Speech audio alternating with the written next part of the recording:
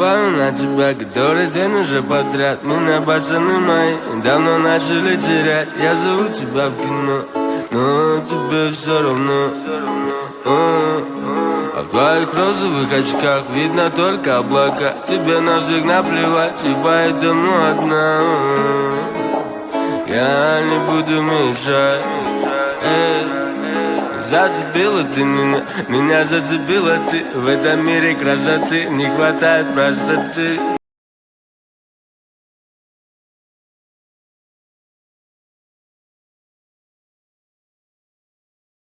Для того, чтобы сделать фальш-камин, нам понадобится много картона. Сначала делаем вот такие прямоугольные штуки. Две. Делаем вот такую дугу, выгибаем картон.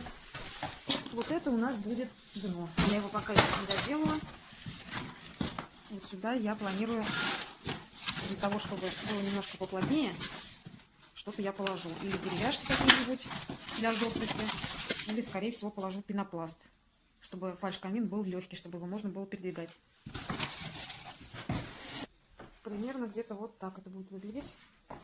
Такая вот у нас подставочка. Сейчас, конечно, все это некрасиво, но потом, когда мы оклеим обоями в виде кирпичиков, будет очень круто. Чтобы не было совсем впритык с этими столбами, я решила дополнить еще такой бордюрчик.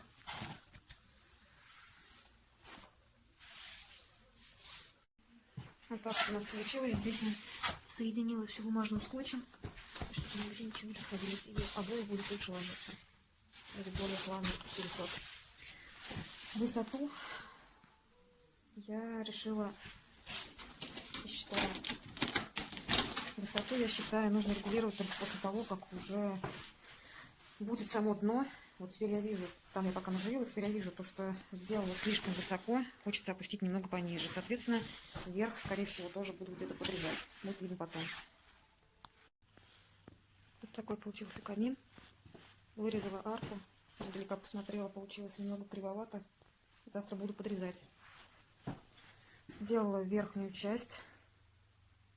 Пока она еще не прикреплена. Завтра тоже буду все подрезать, равнять.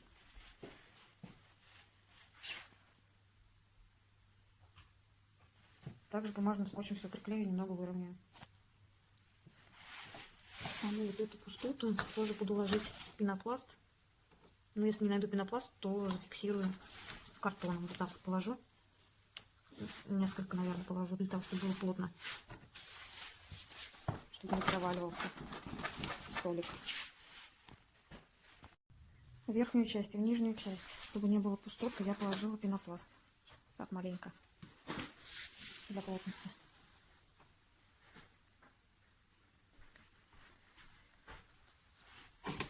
Здесь везде буду походиться горячим клеем, потому что бумажный скотч все равно ненадежно держит. Там тоже. Все фиксируем горячим клеем.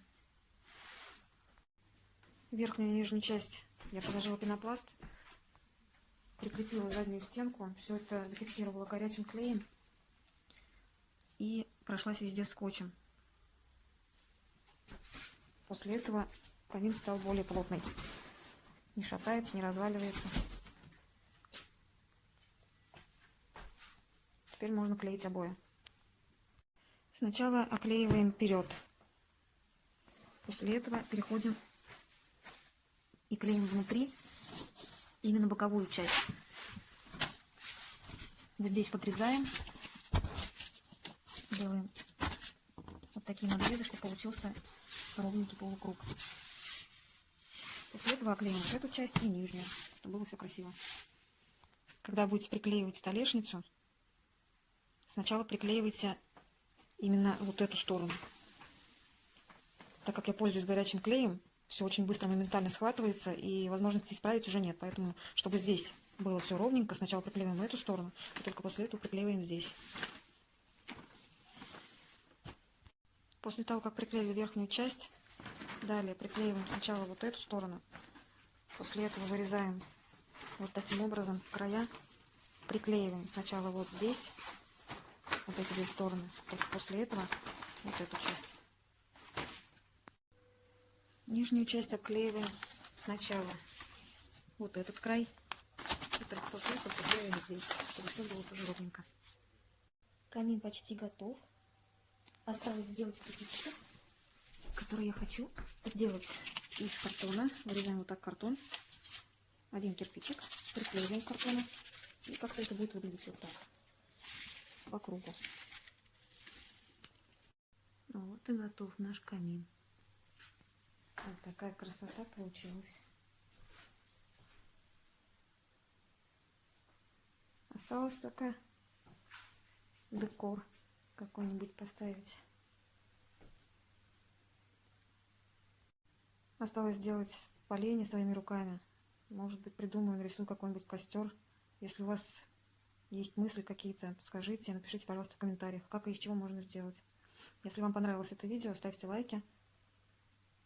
Всем спасибо за просмотр. Пока.